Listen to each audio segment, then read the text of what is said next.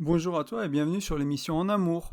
Moi c'est Nicolas, je suis l'auteur du blog grainesdecoeur.fr et je te souhaite la bienvenue sur le podcast. Donc aujourd'hui on est en novembre 2022, c'est l'épisode 79 que j'ai intitulé Comment et pourquoi se dire les choses difficiles en couple.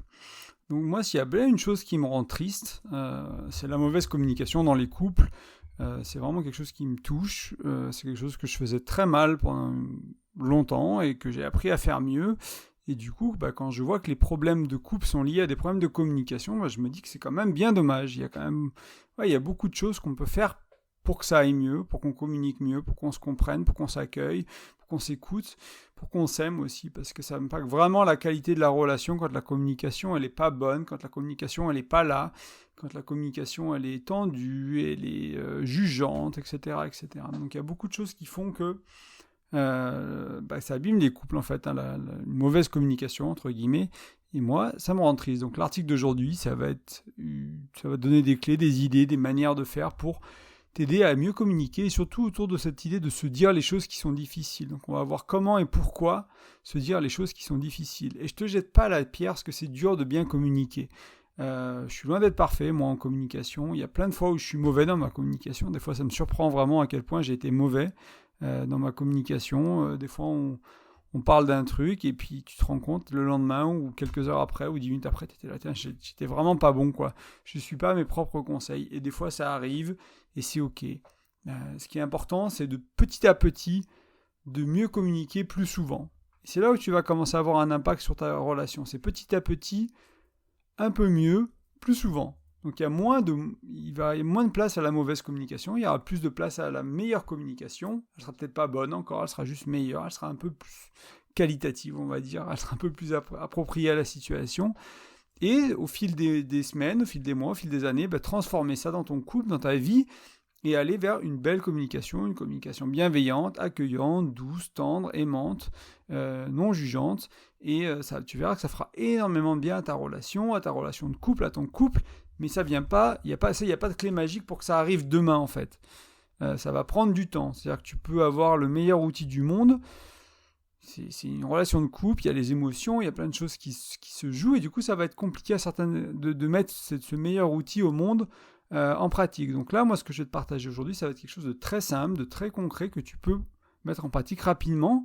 Et il va falloir quand même pratiquer, t'exercer, t'entraîner à le mettre en pratique. Et ça va te prendre peut-être quelques temps pour être très bon à l'utiliser, ne serait-ce que bon. Moi, il y a des fois où je ne l'utilise pas, encore une fois, parce que j'étais fatigué, j'étais pas bien, et puis juste j'ai fait mon par défaut, et c'était pas terrible.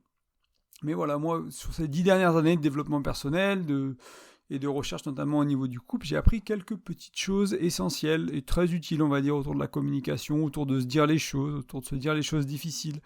Et j'ai beaucoup pratiqué, comme je t'encourage à le faire, c'est que je l'ai fait, c'est que je ne sais pas tomber tout seul dans mon bec, c'est vraiment quelque chose que j'ai appris à faire, je me suis entraîné, je me suis exercé avec ma compagne, etc. Et donc j'aimerais te partager un peu tout ça aujourd'hui, du moins une partie de tout ça. Donc on va vraiment parler, on va pas tarder à commencer à aller un peu plus dans le dur de comment se dire les choses difficiles et pourquoi on n'ose pas se les dire en fait. Et on va voir aussi vraiment les conséquences de ne pas se dire les choses difficiles et d'une manière générale de ne pas se dire les choses dans le couple. Parce que ça, si tu comprends pas ça, en fait, des fois c'est plus simple de pas se dire les choses. Et tu verras pourquoi dans un moment. Parce que si tu souhaites améliorer la qualité de ta relation, pour moi, une meilleure communication, c'est forcément nécessaire. Et je dis forcément parce que même pour ceux qui communiquent déjà bien, la marge de manœuvre est là encore énorme. Et pour ceux qui, comme tout le monde, on va dire, presque pour nous tous, vraiment, je m'inclus dedans, il y a, elle n'est pas énorme la marge de manœuvre, elle est immense en fait, tout simplement. Il y a vraiment tellement de choses qu'on peut faire pour mieux communiquer. On ne se rend pas compte quand on ne sait pas, quand on parle comme on parle, on s'exprime comme on s'exprime, et on n'a pas connaissance de tous les outils du possible d'une belle communication. Et du coup, ça peut paraître un peu hyperbolé ce que je dis, mais non, il y a vraiment quelque chose. C'est un univers en entier. Il y a vraiment, ça change tout, une belle communication. Et si tu veux améliorer la qualité de ta relation, ça passe par une meilleure communication, forcément. Et des fois, c'est avec les mots, des fois, c'est sans les mots, etc. Là, on va parler des mots aujourd'hui, une communication verbale. Mais il y a des éléments de ta communication qui vont faire que si tu les améliores, ça va améliorer la qualité de ta relation. Je ne pense pas qu'il y ait qui que ce soit sur cette planète qui peut déroger à ça. Il y a peut-être quelques exceptions, hein, mais voilà, pour la grande majorité, pour toi et moi, il va falloir améliorer la qualité de notre communication. Il n'y a pas que ça, mais ça fait partie des choses essentielles. Et le problème avec les choses qui sont difficiles à dire, c'est qu'on ne sait pas comment s'y prendre. On a peur de blesser l'autre. Parfois, même, moi ça m'est arrivé aussi, hein, des fois, quand c'est difficile, je cherche à le comprendre, j'analyse un peu, je le prémâche avant de le sortir, et du coup, je commence à m'embrouiller, à m'en mêler, je sais plus par où commencer, puis il y a cette peur-là, et puis il y a ces pensées-là, et puis il y a ces expériences-là de ma vie, et puis par où je commence, par où je l'amène, je commence par la queue, par la tête, par les intestins, par où je l'amène, quoi, quel côté je le sors, le truc, quoi. Et c'est ça qui est difficile, hein, c'est vraiment, des fois, on a vraiment ce blocage au commencement, en fait. Et là, la solution, c'est qu'il faut se lancer. Hein. Je te la donne tout de suite. Il faudra peut-être un épisode plus poussé, on va dire, sur cette manière-là, par où commencer. Moi, mon expérience, c'est que il n'y a pas toujours une bonne manière de commencer. Et l'important, c'est de commencer. Et on va voir plutôt d'autres choses aujourd'hui dans ce podcast sur comment le faire pour dire les choses difficiles. Alors, pourquoi on doit se dire les choses difficiles ? C'est une question qui est légitime, hein. Tu pourras te demander, tu dis, écoute, moi, ma relation, je m'en porte bien, quoi. Elle va bien. On se dit pas tout, on se dit pas les choses difficiles, on les garde pour nous, et ma relation, elle s'en porte mieux. Ok. Est-ce que tu as déjà vécu, est-ce que tu connais une relation qui, avec le temps, elle devient un peu fade, on perd un peu la complicité, beaucoup même. Il y a des accumulations de tabous à cause des engueulades et des reproches. On s'évite physiquement, on évite de discuter de certains sujets, on parle éventuellement de choses pratiques de la vie quotidienne, mais bon, les sujets personnels, on va éviter, hein. Ce qui touche au couple, on va aussi éviter, hein. Notre sexualité qui n'est pas épanouie, on va pas en parler quand même, ce serait con, quoi. Je veux dire, on risque de se faire mal avec ça, c'est dangereux, de parler de sexualité, quoi. C'est pas facile en plus. Et puis faire l'amour, on le fait plus trop, quoi, parfois, mais on n'est pas vraiment nourri, quoi. C'est pas vraiment satisfaisant ce qu'on vit, mais bon. Voilà, c'est difficile de parler de sexualité. Et donc, quand ta relation, elle se dégrade comme ça, ou quand tu as ta relation passée, ta relation actuelle, celle que tu vois autour de toi, c'est en partie, il n'y a pas que ça bien sûr, mais en partie à cause d'un problème de communication. Et pour certains, il y a certains qui diraient que c'est le temps qui a eu raison de la relation, que ça fait plus de 6 mois, ou de 2 ans, ou de 3 ans, et que voilà, le temps ça use. Et oui, le temps ça use, mais c'est un peu facile de blâmer le temps quand même. Moi je trouve que c'est trop facile de blâmer le temps. L'intimité qui a été perdue, la complicité qui a été détruite, la proximité émotionnelle, sexuelle qui n'est plus là, c'est de notre faute. C'est de ta faute, c'est de ma faute, c'est de notre faute. On n'est pas coupable, on est responsable. C'est ça qui est important que tu comprennes en spiritualité ou en développement personnel, c'est qu'on n'est pas coupable, on n'est pas jugé à pendre sur la place publique, mais on est responsable. C'est-à-dire que l'intimité de ton couple, la complicité de ton couple, la proximité émotionnelle, la qualité de la sexualité, il n'y a personne qui va le faire pour toi. Même pas ta chérie, même pas ton chéri. Il n'y a personne qui va faire ça pour toi. Comprends bien qu'il n'y a personne qui va venir te prendre par la main et te dire écoute, maintenant tu dis ça, tu fais comme si c'est à toi de l'apprendre, ça. C'est à toi de le faire. Il n'y a personne qui peut le faire pour toi. Il n'y a que toi qui peux communiquer dans ton couple. Et c'est ta responsabilité à toi. C'est toi qui es responsable de ça. Je suis responsable de ça dans mon couple aussi. C'est très important de comprendre ça. Parce que si tu ne comprends pas ça, et bien après tu peux trouver des excuses à la con et tu peux te dire non mais c'est pas très important, puis on en parlera plus tard, et puis peut-être que, etc. Et pas parler des choses difficiles, pas parler des choses importantes, pas parler des choses qui sont importantes pour toi, de tes besoins, de tes envies, de tes rêves, de tes désirs, pas parler de ça. Parce que ça aussi c'est difficile, tes besoins, hein. Pour beaucoup d'entre nous, parler de nos besoins c'est des choses difficiles. Quelque chose de difficile, c'est pas nécessairement faire un reproche à l'autre ou ajuster quelque chose dans la relation, c'est aussi dire écoute moi là, j'ai besoin de ça aujourd'hui, j'ai envie qu'on fasse ça, j'ai envie que les vacances on les fasse comme ça, j'ai envie quand on fait l'amour qu'on fasse ça, etc. C'est ça aussi des choses difficiles, c'est parler de soi. C'est pas que de parler de l'autre et de l'attaquer, et de lui reprocher, et de le corriger, lui dire ce qui va pas, c'est aussi parler de nous. Et voilà, et si tu comprends qu'il y a personne qui le fera pour toi, et que ça va détruire ta relation petit à petit feu, sur le long terme, si tu parles pas des choses difficiles, si tu n'améliores pas ta communication, Pour moi, il n'y a pas d'alternative, en fait. Si tu veux un beau couple, si tu veux de la complicité, si tu veux de l'intimité, si tu veux du fun, si tu veux de la légèreté, si tu veux quelque chose qui se maintient dans la durée, que ce sentiment d'être amoureux, il soit là après 1 an, après 5 ans, après 10 ans.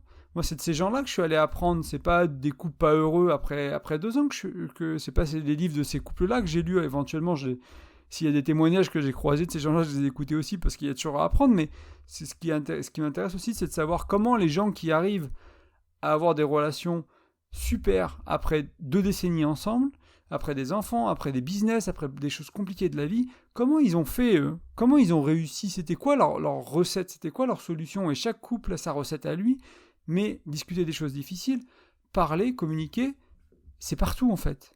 C'est un des points communs. Et ça, il faudrait être myope pour ne pas le voir, il faudrait avoir les yeux crevés pour ne pas le voir en fait. Donc c'est important de le comprendre et comprendre que c'est important.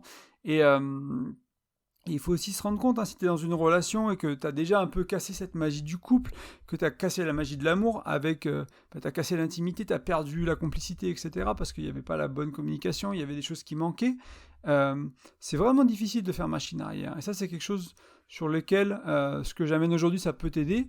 Ce sera peut-être pas suffisant, il faudra peut-être aller un peu plus loin, il faudra peut-être qu'on travaille ensemble avec un accompagnement, il faudra peut-être que tu fasses de la thérapie, des stages de CNV, j'en sais rien, moi, peu importe la solution que tu trouves, mais faire machine arrière, c'est très difficile tout seul, c'est pas facile à accompagner, mais c'est quand même beaucoup plus facile avec des personnes qui ont être accompagnées par une personne qui a de l'expérience, qui a des choses à proposer, qui est déjà passé par là et qui a aussi appris des choses utiles dans ces situations-là.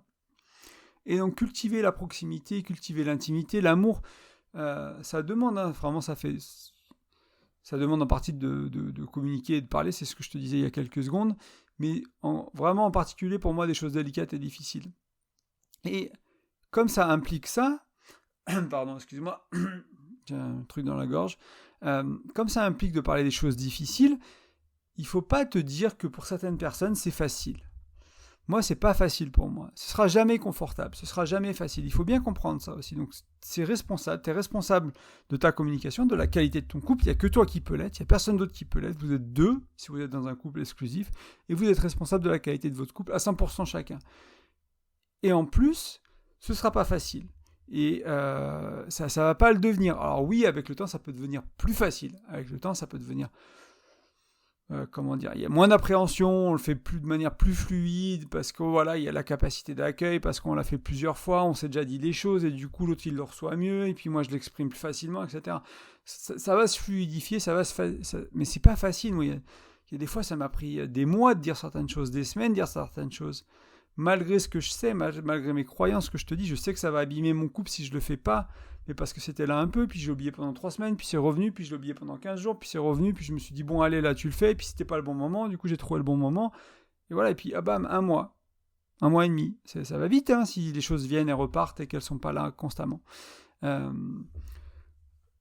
il faut vraiment comprendre que, ça va pas être facile, nécessairement, mais que ne pas le faire, c'est détruire la relation à petit feu, et moi, je trouve que c'est encore pire. Je veux une relation saine, vivante, riche, épanouissante, et du coup j'ai décidé de faire les efforts de communication qui permettent ça, et du coup je t'invite à en faire autant, et donc c'est des efforts de communication autour de dire ce qui est difficile autant, pour autant. Et je te redonne un peu ce que je te disais au début, réfléchis à tes relations passées ou à ta relation en cours qui était super au début. C'était une relation qui était top, puis elle est passée bonne, agréable, sympa, cool, enfin peu importe comment tu veux la décrire. Puis après, elle est passée de bonne à ok. Puis de ok à médiocre. Puis éventuellement de médiocre à... c'est la merde, quoi. On s'engueule, on se déchire, on se fait mal, on se demande comment on en est arrivé là, on se sépare, on se remet ensemble, enfin voilà, c'est galère, quoi. Et c'est notamment à cause de ça. Pour moi, il y a tellement de couples qui arriveraient à rester ensemble avec une qualité de relation mieux s'ils arrivaient à communiquer, ne serait-ce qu'un peu mieux. Et... ouais, parce que c'est... Et encore une fois, je jette la pierre à personne, je suis passé par là, je le fais aussi encore des fois, et dire ce qui nous fait honte, c'est difficile. Dire ce qui pourrait blesser l'autre, ou ce qu'on a peur qui sera mal interprété, c'est difficile.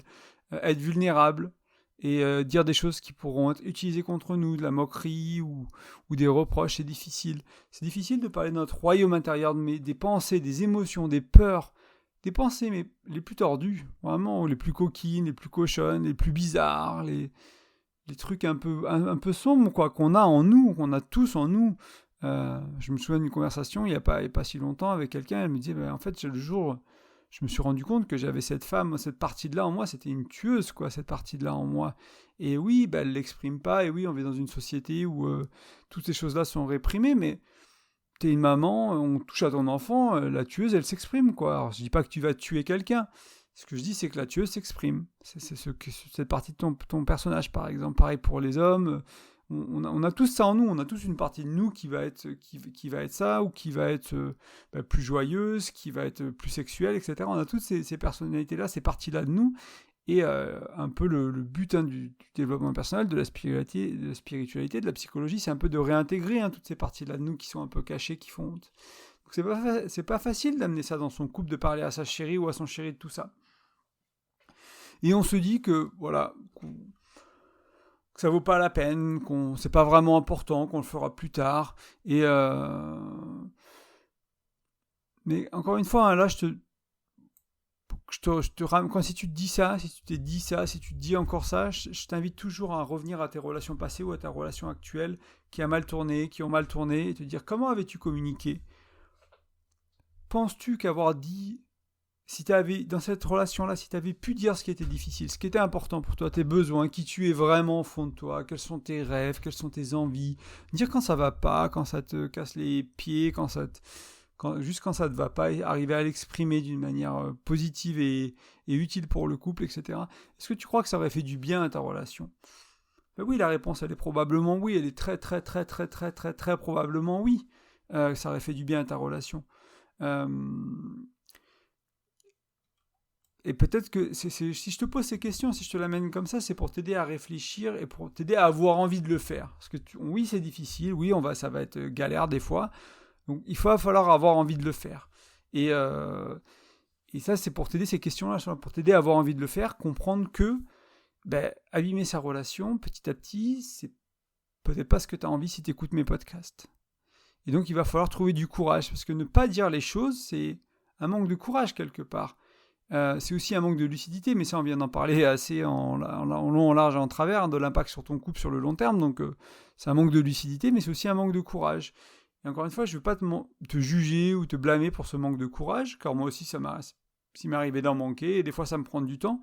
Mais par contre, moi, ce que j'essaie de faire quand je manque de courage, c'est j'essaie de le retrouver le plus vite possible, d'éviter que ça traîne trop, pour éviter que je passe à autre chose, et puis que ça revienne dans 3 mois, ou que ça revienne jamais, du coup que ce soit quelque chose qui ait créé de la distance entre moi et ma chérie, qu'on n'ait pas pu résoudre, parce que c'est quelque part, mais c'est loin, quoi. Il y a plein d'autres couches dessus, d'autres choses, et du coup, ça va pas ressortir de sitôt.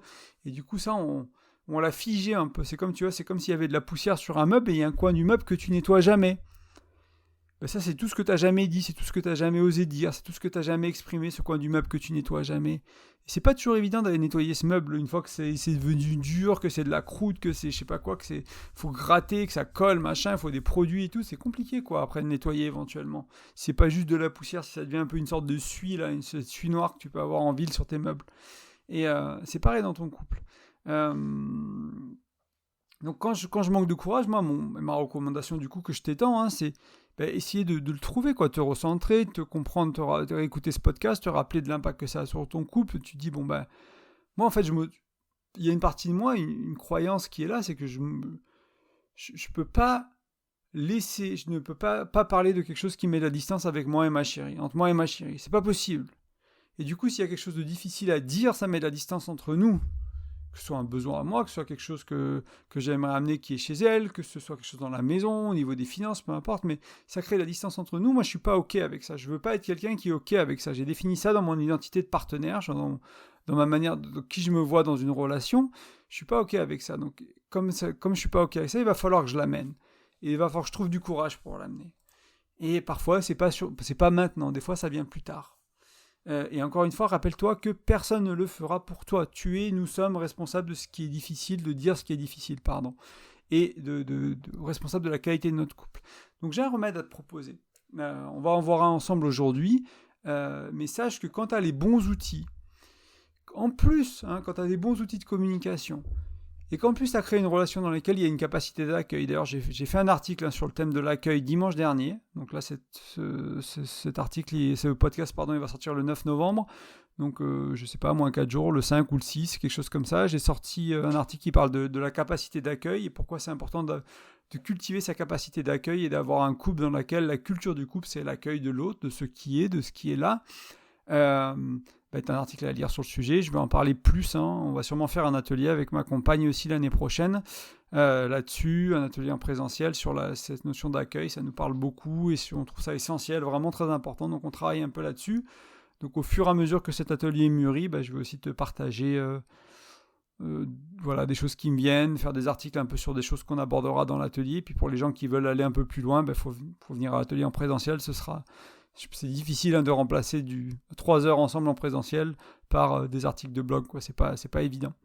Mais il faut plus que de l'accueil, il faut de la confiance, il faut de la bienveillance, ça aide énormément en fait. Donc si tu as créé une relation où ça c'est les fondamentaux de la communication de ta relation, et en plus tu as des bons outils pour l'amener, c'est quand même vachement plus facile. Mais encore une fois, ce ne sera pas facile tous les jours, ce ne sera pas évident tous les jours, des fois ça se passera mal, il y a des jours où tu ne seras pas bon, il y a des jours où je ne suis pas bon, etc. Voilà, les choses sont comme ça. Mais sache aussi que pour des relations dans lesquelles les choses sont dites, ça n'arrive pas par hasard, c'est créé. Et il faut de l'intention, il faut encore une fois de la pratique, de l'expérience, de s'exercer. Il faut être deux souvent en plus. Mais j'espère que tu comprends aussi qu'à ce stade, que se dire les choses difficiles et les choses belles aussi, c'est pas insurmontable. Et que vu le prix à payer de ne pas le faire, tant mieux que ce ne soit pas insurmontable et qu'il y ait des outils pour ça. Donc on va passer, avant de passer à la solution, j'en ai pris une qui est assez simple, pour qu'elle soit assez digestible, on va dire, pour toi aujourd'hui dans le podcast, mais elle est puissante, elle est utile. Sache qu'il y a vraiment beaucoup de choses sur le blog et le podcast qui parlent de communication, qui vont t'aider, qui vont t'aider autour de ça. Ça dépend un peu de tes challenges à toi. Là, j'essaie d'amener quelque chose qui parlera à beaucoup, mais peut-être que toi, tu as d'autres challenges dans ta communication, dans ton couple, et tu auras besoin d'un autre outil. L'outil... Voilà, si tu as un marteau, tous les problèmes sont des clous, quoi, c'est ce qu'on dit. Donc là, je te donne un cruciforme peut-être, et toi, tu as peut-être besoin d'un tournevis à tête plate, ou tu as un truc pour enlever les clous, ou d'une ponceuse, ou j'en sais rien. Et c'est ok si cet outil que j'amène ce soir, ou aujourd'hui, ou peu importe quand tu écoutes, c'est pas le bon pour toi. J'en ai plein d'autres sur le blog, et puis il y a plein d'autres personnes qui en ont plein d'autres, donc sache qu'il y a un outil, il y a des outils pour t'aider. C'est peut-être pas ici, c'est peut-être pas aujourd'hui maintenant. Si c'est ici, tant mieux, bienvenue. Et si c'est sur un autre contenu, super. Si c'est ailleurs chez quelqu'un d'autre, super aussi. Peu importe où tu trouves ton outil, ce qui te va pour ton couple, mais c'est important, sache que ça existe en fait, tout simplement. Et j'aimerais te demander, j'ai encore une petite question pour toi. Est-ce que tu as des expériences où tu as amené un sujet délicat, un sujet difficile, un truc personnel, et en fait, tu t'es rendu compte que c'est après coup que c'était pas vraiment le bon moment, quoi. C'est parti en vrille, c'était tendu, vous vous êtes engueulés. Bon, on est tous passés par là, faut pas se mentir, quoi. Et en fait, une des raisons à ça, c'est que comme on a du mal à communiquer, comme on a du mal à dire les choses, on les garde un peu pour nous, et puis ça bouillonne, et du coup on finit par choisir un moment qui n'est pas du tout approprié. Tard le soir, où tu es en train de conduire, tu vas chez des amis, tu es invité à manger, puis là, bam, dans la bagnole, la grosse engueulade qui surgit, parce qu'on amène le truc au moment où il fallait pas, parce qu'on était stressé, on était en retard, on allait voir les amis, on était dans une autre truc, on allait faire quelque chose d'autre, et on amène un sujet sur la table qui est pas, on peut pas l'accueillir dans cette situation-là, en fait. Et j'aimerais que tu comprennes que trouver le bon moment pour parler de choses difficiles, pour moi, il y a 3 composants essentiels à ça. Et c'est ce qu'on va voir aujourd'hui, c'est l'outil qu'on va voir aujourd'hui, c'est les 3 dimensions, les 3 composants de ce qui va définir le bon moment. La première, qui peut paraître la plus simple et la plus évidente, c'est la dimension du temps. Mais est-ce que c'est le bon temps ? Dans le sens plutôt de est-ce qu'on a le temps d'en parler ? Je veux dire, si je fais ça dans la voiture 5 minutes avant d'arriver chez des amis et que je balance un truc qui demandait 3 heures de discussion ou ne serait-ce que 30 minutes ou une heure, ça va pas le faire. On est d'accord que c'est pas le bon moment. Il n'y a pas le temps, c'est-à-dire que est-ce qu'on a le temps devant nous pour écouter, pour échanger, pour discuter, pour parler, pour vraiment mettre à plat, poser, regarder, avoir le temps de réagir par rapport à tout ça, etc. Est-ce qu'on a le temps devant nous? Sinon, c'est pas le bon moment. C'est pas maintenant qu'il faut le faire. Et il faut éventuellement prendre rendez-vous, se dire, écoute, il y a quelque chose que j'aimerais qu'on en parle. Est-ce que tu as du temps dans la journée? C'est important pour moi. Il n'y a pas besoin de t'inquiéter. Hein, je sais pas. Enfin, voilà, pas besoin de. Si tu as quelqu'un qui est stressé de la vie, ça peut être délicat, ce genre de choses. Si tu as quelqu'un qui est un peu ancré, qui est un peu centré, il n'y a pas de souci. Si tu as quelqu'un qui est anxieuse, qui a des problèmes d'angoisse, oui, ça peut être compliqué de l'amener comme ça. Donc peut-être que tu trouveras juste le bon moment quand c'est le temps, quand tu sais qu'elle ou il a du temps dans son agenda et que toi tu as du temps dans ton agenda, et tu demandes à l'autre en fait. C'est pas toi qui décides. Hein. Ces 3 dimensions-là, tu demandes à l'autre. Moi, j'ai le temps devant moi, ok, je vais amener quelque chose sur la table. Est-ce que toi, tu as du temps devant toi? Est-ce que t'es pas en train de partir pour aller aux toilettes, pour aller à... T'imagines l'autre qui va aller aux toilettes, puis tu lui poses ton truc super urgent, important, difficile à digérer juste là. Enfin voilà, ça va créer une tension, où il voulait aller manger, il y avait la faim, etc. Qui était là. Donc le temps, est-ce qu'on a du temps devant nous? Ensuite, il y a la dimension émotionnelle. Où j'en suis, moi? Est-ce que je suis stressé? Est-ce que je suis tendu? Comment ça se passe à l'intérieur de moi? Et pareil chez ma partenaire, comment ça se passe en fait? Est-ce qu'il ou elle est tendu? Comment on est stressé? Est-ce que si c'est pas le bon moment, et qu'en plus tu es stressé, tu te rends compte que c'est pour ça que tu t'es engueulé les fois d'avant déjà, hein, si ces 2 choses-là, elles étaient là. Donc s'il y a du temps devant toi, mais que émotionnellement c'est pas le bon moment, c'est toujours pas le bon moment. C'est pas parce qu'il y a du temps devant soi qu'il faut le faire. Parce qu'il faut peut-être prendre un quart d'heure pour se calmer, pour méditer, pour aller marcher dans la nature, pour aller prendre une douche chaude, pour aller manger si le stress il vient de l'appétit, etc., etc., pour calmer les choses. Parce que du coup, on aura encore le temps, mais émotionnellement, on sera mieux. Et après, il y a la dimension du mental ou de l'intellect, voire du corps. Est-ce que je suis fatigué? Est-ce que j'ai une fatigue mentale après le travail? Est-ce que j'ai de l'espace vraiment pour recevoir? Si tu viens me voir avec... un truc important, un truc délicat, et que j'ai du temps devant moi. Émotionnellement, ça va. Je sais pas, peut-être si je suis un peu fatigué mentalement du boulot, je suis peut-être pas très frais, je suis peut-être pas très joyeux, mais je suis ancré, je suis pas dans mes doutes, je suis pas dans mon stress, je suis relativement ancré. Et tu viens me voir, mais que je suis vraiment fatigué mentalement. Et je suis épuisé de ma journée, je suis malade dans mon corps, etc. Et moi, je ne vais pas avoir la capacité de vraiment réfléchir, de trouver des solutions, de comprendre vraiment de quoi tu me parles. Tu comprends ça? Donc, il faut vraiment pour moi qu'il y ait ces 3 choses-là qui soient alignées. Et à chaque fois qu'il y a une conversation, moi, chaque fois que j'ai une conversation importante, maintenant, avec ma chérie ou qu'elle l'amène, des fois, on se pose des questions à haute voix, mais c'est un peu un automatisme, quoi. C'est ce qu'on a du temps devant nous. Ok, ouais. Comment on se sent? Est-ce que toi, tu te sens bien? Est-ce que moi, je me sens bien? Et on se demande, en fait, on se demande est-ce que c'est ok pour toi? Est-ce que tu as le temps? Est-ce que ça te va? Mais parce qu'on sait quand on dit ça, on sait qu'on demande temps, émotion, intellect. On sait qu'on parle de ces 3 dimensions-là. On a ce référentiel en commun. Donc on n'a plus besoin de se demander est-ce que tu as du temps, comment ça va émotionnellement, comment ça va mentalement. Mais moi, j'ai expliqué ce concept au début de relation avec mon amoureuse. Et du coup, voilà, on l'a pris, on a décidé de le garder, de l'utiliser dans le couple. Et du coup, on se dit, est-ce que tu as le temps? Ok, très bien. On vérifie ça chacun de notre côté. Et on se dit, oui, c'est bon, c'est un bon moment, j'y vais. Ou là, j'ai du temps. Mentalement ça va, je suis fraîche, mais par contre émotionnellement un peu difficile, je suis un peu challengé avec le boulot, je suis stressé, ok. Est-ce que... et on voit si on a la conversation ou pas, si on prend une petite pause avant, si on fait quelque chose, etc. Et là on ajuste. Et ça, donc c'est vraiment important, quoi. Et donc au final ça revient à se demander, est-ce qu'on a le temps? Est-ce que j'ai la capacité mentale et émotionnelle d'avoir cette discussion maintenant? Est-ce que tu as la capacité mentale et émotionnelle à avoir cette discussion maintenant? C'est juste ça, en résumé, qu'il faut se demander. Et si la réponse, elle est principalement oui, parce que des fois, ce sera un 2,5 ou voilà, un peu entre les deux, essayez et voyez. C'est aussi, il ne faut pas toujours attendre d'avoir un parfaitement 3 d'aligner. Mais si avant, tu faisais tes discussions difficiles quand on avait 0, il n'y avait pas de temps, il n'y avait pas de disponibilité émotionnelle, pas de disponibilité intellectuelle, ou 1 sur 3, ou 1,5 sur 3, que ça se passait mal, essaie d'en avoir 2, essaie d'en avoir 2,5, voilà, de tirer un peu les choses vers le haut, qu'il y ait plus d'espace, qu'il y ait plus de capacité d'accueil, parce que tu as ajouté de la conscience sur ta relation, tu as ajouté de la conscience sur amener ce qui est difficile dans ta relation de couple. Et encore une fois, c'est pas une critique de ta chérie ou de ton chéri, ça peut être ton besoin, ça peut être, écoute, ça fait 15 jours qu'on n'a pas fait l'amour, là, moi, c'est difficile, quoi. Mais l'amener autrement que ça, je t'en parle un peu comme ça, parce que ça peut être comme ça que tu peux le ressentir, mais il va falloir l'amener autrement, mais c'est un exemple. Mais, et si jamais tu devais remettre ça, si jamais la réponse était non, voilà, tu te poses avec ton ou ta chérie, tu te dis, est-ce que tu es dispo? Moi, j'ai un peu de temps devant moi, je me sens plutôt bien, j'aimerais qu'on parle de ça, et toi, t'en es où? Et là, moi, c'est pas trop, j'ai du boulot, machin, etc. Je suis un peu prise là. L'idée, c'est d'essayer de remettre ça rapidement. Dans quelques heures, dans 10 minutes, dans le lendemain, de créer de l'espace, quoi. De ne pas laisser la poussière se poser, quoi. C'est préférable, hein, souvent, de manière générale, de ne pas laisser les problèmes traîner. En anglais, c'est vraiment cette expression de ne pas laisser la poussière se poser, quoi. Do not let the dust settle.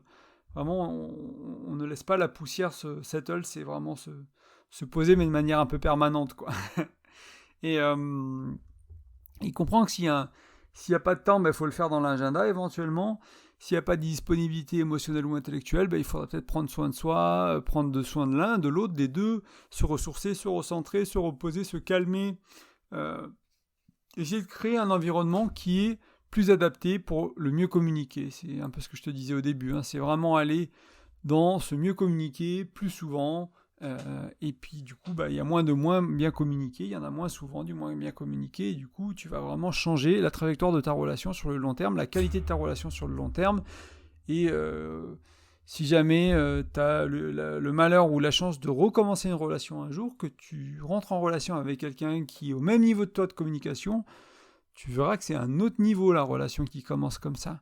Quand il y a cette qualité-là de communication qui est là dès le début, ça évite déjà plein de problèmes de début de relation, de choses qu'on ne s'est pas dit, qu'on n'a pas su se dire, des besoins qu'on n'a pas su exprimer, des choses qu'on n'a pas su ajuster dans ce qui allait pas, etc. etc. Ça, c'est vraiment important, parce que c'est un équilibre un peu subtil de savoir au final quand dire les choses et comment et quand les recevoir, mais aussi avoir cette opportunité-là souvent et quand il faut. Et ça demande de faire des efforts, ça demande de prendre soin de soi, ça demande de développer sa capacité d'accueil, mais sa résilience aussi, sa capacité à encaisser, entre guillemets, ou à prendre, parce que des fois, accueillir... nous, des fois, on a mis des choses avec ma chérie, c'était pas facile, quoi, à écouter, à accueillir, quoi. Et du coup, c'est la résilience, là, c'est quoi que tu as comme ressource, quoi. La respiration, la philosophie du yoga dans notre cas, la philosophie du tantra dans notre cas, les croyances qu'on a, ce que je te partage sur le blog, les outils, etc. Et tous ces outils-là pour nous aider à prendre du recul, à se détacher de la situation, etc. Et puis pour vraiment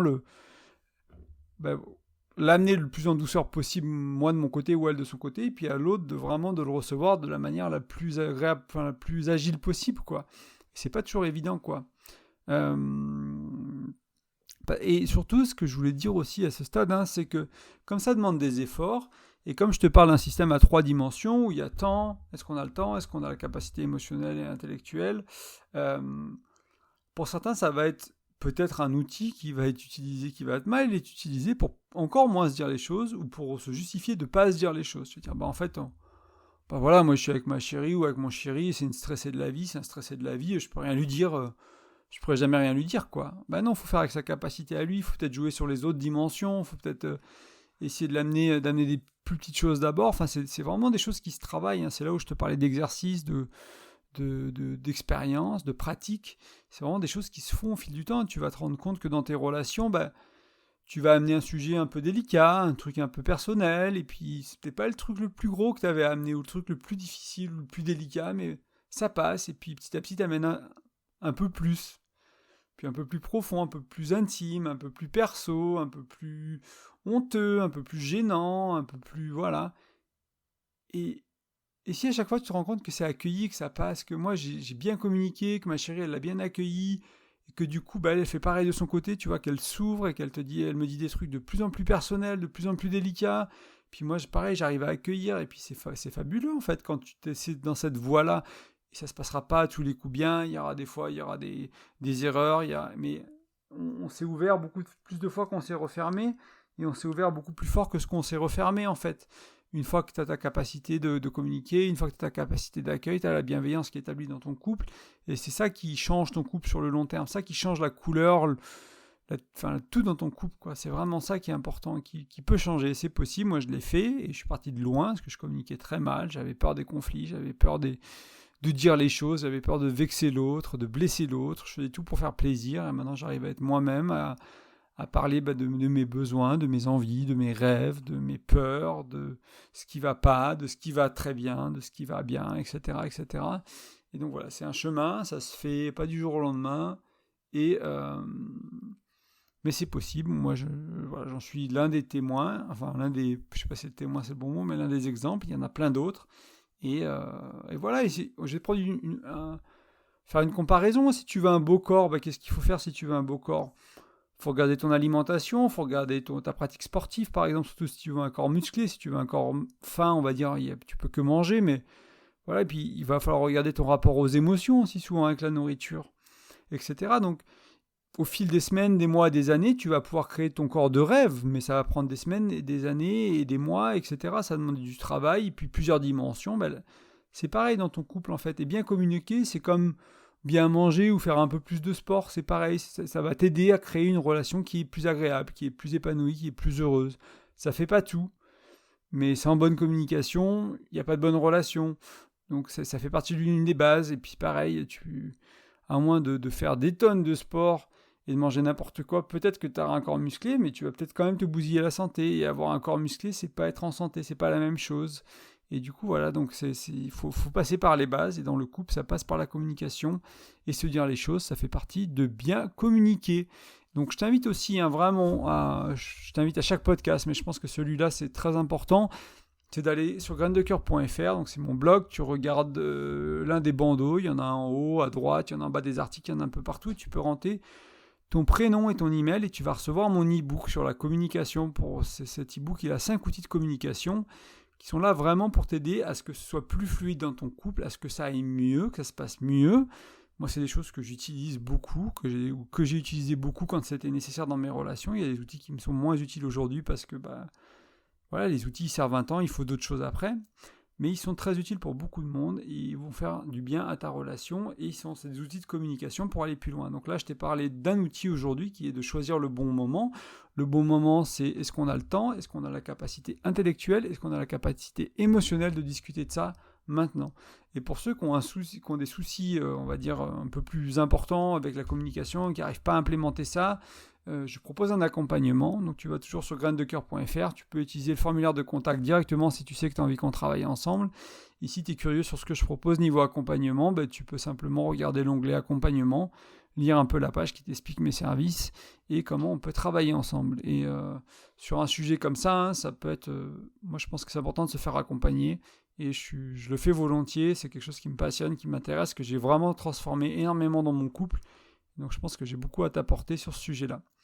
Et enfin, avant de se quitter, je te rappelle aussi que tu peux laisser une petite note, des étoiles, un commentaire sur la plateforme de podcast que tu utilises pour écouter ce podcast, sur le blog aussi, tu peux aller sur l'épisode 79 sur le blog et laisser des commentaires.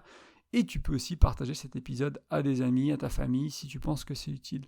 Je te remercie de ton écoute et je te dis à très bientôt. Salut!